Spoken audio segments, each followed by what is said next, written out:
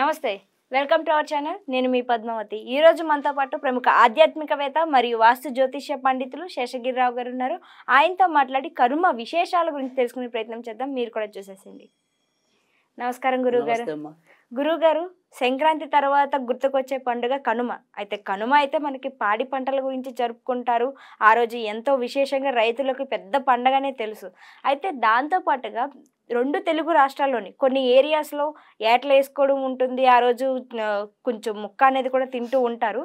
అయితే అసలు కనుమ రోజు ప్రత్యేకంగా ఎవరిని పూజించాలి? మరి ఎవరిని పూజించడం వల్ల ఈ సంవత్సరం అంతా కూడా కొంచెం సంతోషంగా పాడి పంటలతో ప్రతి ఒక్కరు కూడా ఉండగలుగుతారంటారు? రైట్. ముఖ్యంగా మీరు చెప్పినట్టు ఏంటంటే, ఈ కనుమ అనేది అసలు ప్రాథమికంగా రైతుల పండగ. అవును. తర్వాత ముఖ్యంగా ఎస్పెషల్లీ ఏంటంటే, ఈ శూద్ర, ఇతర వర్ణాల కోసం అంటే కొద్దిగా బ్రాహ్మణులు కాకుండా లేదా వైశ్యులు కాకుండా మిగతా కులాల వాళ్ళు ఎవరైతే ఉంటారో వాళ్ళ కోసం కూడా ఉద్దేశించబడింది. అవును. అంటే అందుకని కక్క ముక్క అనేది మీరు కనుమ నాడు కక్క ముక్క అనేది వస్తుంది. అవును. అయితే నిజానికి ఏంటంటే ఇక్కడ కక్క ముక్క తింటాము కానీ ఇంకేదైనా కానీ అది ఎవరి వారికి వర్ణ ధర్మం బట్టి ఉంటుంది తప్ప దాన్ని మనం ఆక్షేపించాం. కానీ ఇక్కడ నిజానికి ఏంటంటే కనుక సూర్యుడితో ముడిపడే ఏదన్నా కానీ నిజానికి అంటే ఇవాళ మనం ఆదివారాలు ఎక్కువ మంది ఈ మాంసం తీసుకోవటం అనేది ఉంటుంది. కానీ అసలు ఆదివారం పూర్తిగా మన హిందూ ధర్మం చెప్పిన దాని ప్రకారం ఏంటంటే అసలు వర్జనీయం. అంటే ఆ రోజు తీసుకోకూడదు. ఆదివారం నాడు మీరు తింటే ఇతర రోజుల్లో తినచ్చు. ఓకే. ఎందుకని ఆదివారం తినకూడదంటారు? ఎందుకని అంటే కనుక సూర్యుడి చైతన్యానికి నాంది. సూర్యుడి వల్ల మనకి రోగాలు తగ్గటం పెరగటం అనేది కూడా వస్తుంది. సో సూర్యుడు శాకాహార ప్రియుడు. సో అందుకని ఏదైతే మనకి ఈ ఆదివారం నాడు ఇది తీసుకోవటం వల్ల కొద్దిగా తొందరగా వ్యాధులు ఏమైనా సరే ఆకస్మిక ప్రమాదాలు కానీ ఇలాంటివి ఎక్కువ వస్తాయి. తర్వాత సూర్యుడే తేజస్సు, తర్వాత సూర్యుడి తర్వాత మనకి కుజుడు అని ఇంకో గ్రహం ఉంటుంది. వీళ్ళిద్దరూ కొద్దిగా మనకి కోపతాపాలు తేజస్సుని అందించేవాళ్ళు. సో అందుకని ఆదివారం నాడు మరి సూర్యుడు వీళ్ళకి వ్యతిరేకి కదా. సో అందుకని వీళ్ళలో ఈ కోపతాపాల గుణాలు పెరుగుతాయి. సో అందుకని ఒక్కోసారి వాళ్ళలో ఉండే బుర్ర తామసం వైపు అంటే కోపానికి వెళ్ళి దాని ద్వారా విపరీత పరిస్థితులకు లోను కావచ్చు. సో అందుకని నిజానికి ఏంటంటే అసలు ఆదివారం మాంసం ముట్టద్దు అని ఉంటుంది ధర్మాల్లో అయితే. కానీ ఇవాళ మనకి ఓకే అది ఎవరి వీలు బట్టి వాళ్ళు ఆదివారం మాంసం తినడం అనేది ఆనవాయితీ కింద మారిపోయింది. సరే ఇంకా అందుకని సరే వాళ్ళ వర్ణ ధర్మాలు బట్టి మనం వదిలేద్దాం. కానీ బట్ శాస్త్రంలో ఉన్నది నేను చెప్పాలి కాబట్టి అదే చెప్తున్నాను అంతవరకే. సో వాళ్ళు ఎప్పుడు తింటారు అనేది వాళ్ళ ఇష్టం. దాన్ని మనం తప్పు పట్టట్లేదు. కానీ బట్ ఉన్నది ఏది ఉందో అదే చెప్పాను నేను అంతవరకే. తర్వాత రెండోది వచ్చేప్పటికి ఏంటంటే ఇది కూడా మనకి ఇవాళ కనుమనాడు ఏదైతే ఉందో అది ముఖ్యంగా కొద్దిగా వేరే వేరే కులాల వాళ్ళకి కోసం ఉద్దేశించబడింది కాబట్టి కొంతవరకు ఆ సాంప్రదాయం అనేది కొనసాగుతుంది. మక్క మొక్క అది చాలా చక్కగా చేసుకోవటం అనేది. కానీ ఇది కూడా నిజానికి ఏంటంటే మనకి పండగలన్నిటిలోకి ఏవైతే ఉందో ఇది సూర్యుడి పరంగా వస్తున్న ఏకైక పండగ. తర్వాత రెండోది ఏంటంటే మన పండగలన్నీ కూడా తిథి ప్రకారము తర్వాత కొన్ని మాసాల ప్రకారము వస్తాయి. తర్వాత కొన్ని పౌర్ణమి ముందు చేసుకోవాలని, కొన్ని అమావాస్య ముందు చేసుకోవాలని ఇలా వస్తాయి. కానీ అలా కాకుండా కేవలం ఒక సూర్యుడి యొక్క సంచారం పలానా రాశిలోకి ప్రవేశించినప్పుడు ఈ పండుగ చేయాలని వచ్చేది ఏకైక పండుగ ఇది ఒకటే. అంటే మనం వినాయక చవితి చేసుకున్నాం అనుకోండి, భాద్ర శుద్ధ చవితి నాడు చేసుకుంటాం. అంతేగాని పలానా నెలలో సెప్టెంబర్ 4వ తారీఖు చేయండి అలా ఉండదు. సో అలా ఏ పండుగైనా సరే.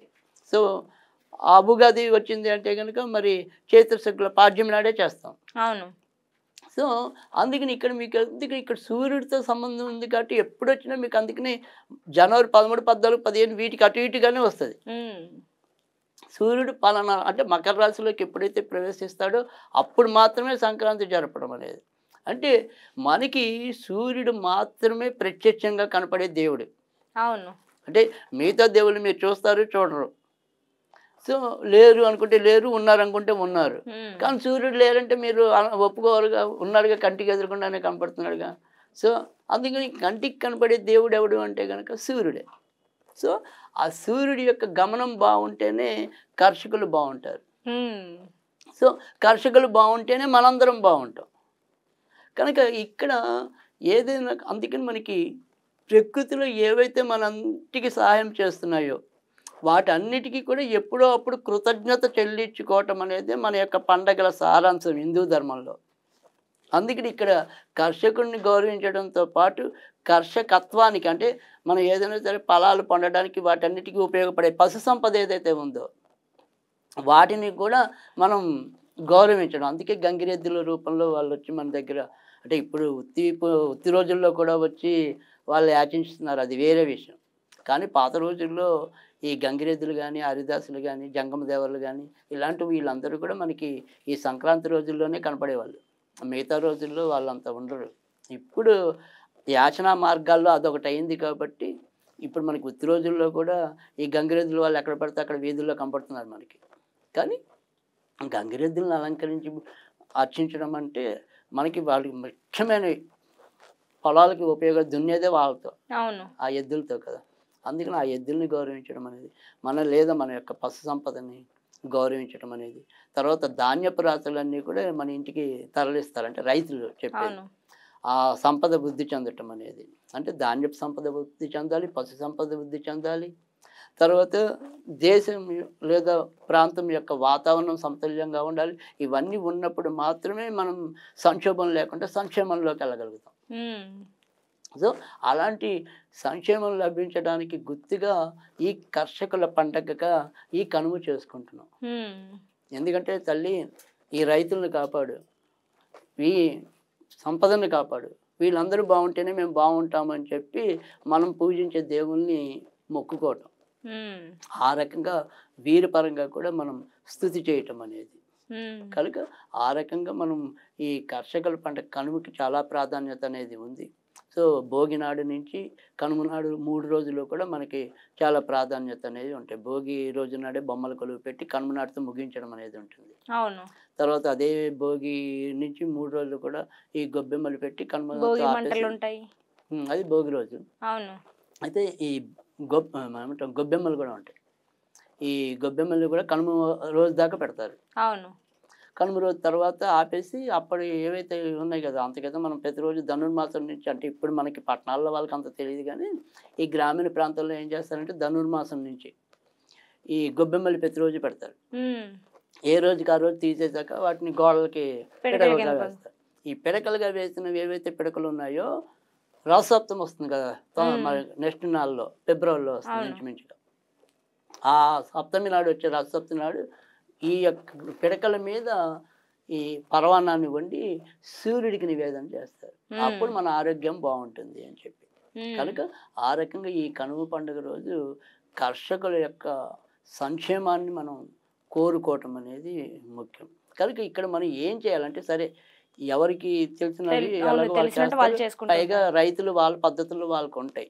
కానీ నేను చెప్పేది ఏంటంటే కనుక ఏదైనా సరే దేశంలో ఇలా అవాంఛనీయ సంఘటనలు జరగకుండా, అంటే ఉన్నటువంటి విపరీతమైన వరదలు లేదా అకాల వర్షాలు ఇలాంటివి ఏవైతే మనకు ప్రకృతికి ఇబ్బంది పెడుతూ ఉంటాయో లేదా మన యొక్క సంక్షేమానికి ఇబ్బంది పెడుతూ ఉంటాయో వాటన్నిటిని గుర్తు పెట్టుకుని ఇప్పుడు మనం ఏదైనా సరే చేసే క్రియ ఏదైతే ఉంటుందో ఆ క్రియ ఏంటి అంటే కనుక మొదట అసలు ఈ పండగ రోజు ఎవరికైనా సరే గుమ్మడికాయ దానం ఇవ్వటం అనేది అసలు ప్రధానమైనది. సో ఈ 3 రోజుల్లో కూడా కొంతమంది గుమ్మడికాయ దానం చేయటం అనేది ఉంటుంది. సో గుమ్మడికాయ దానం ఇవ్వటం వల్ల కూడా మంచి జరుగుతుంది. మీకు చేతనైనంత వరకు ఏదైనా సరే దగ్గరలో ఏదైనా పూజారి ఉన్నారు లేదు ఇంకెవరైనా తీసుకునే వాళ్ళు ఉన్నారు, వాళ్ళకి మొట్టమొదటిగా మనం ఇవ్వాల్సింది గుమ్మడికాయ. సో అది ఫస్ట్. ఇది ఎవరి శక్తి కొద్దీ వాళ్ళు ఆచరించండి.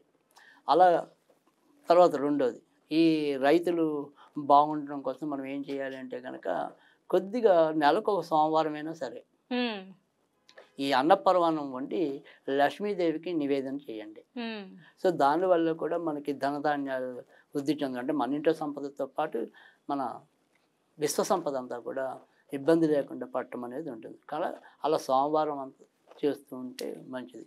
ఇక ఈ రైతులందరూ కూడా బాగుండాలి అనుకుంటే కనుక మనం ఏదైనా సరే మధ్య మధ్యలో ఏదైనా అనుకోవాలనుకుంటే శ్రీమాన్ శ్రీమాన్ శ్రీమాన్ శ్రీమాన్ అంతే.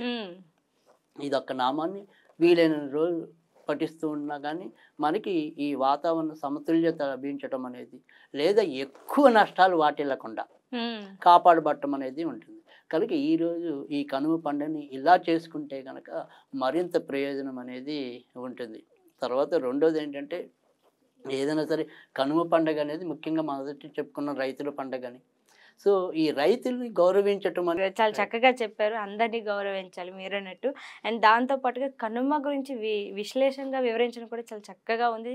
దాంతో పాటు చెప్పిన మంత్రం ఏదైతే ఉందో నిజంగా అది చాలా చక్కటి మంత్రాన్ని కూడా అందించారు మా అందరి కోసం. నిజంగా ధన్యవాదాలు గురువుగారు మా అందరి తరపున.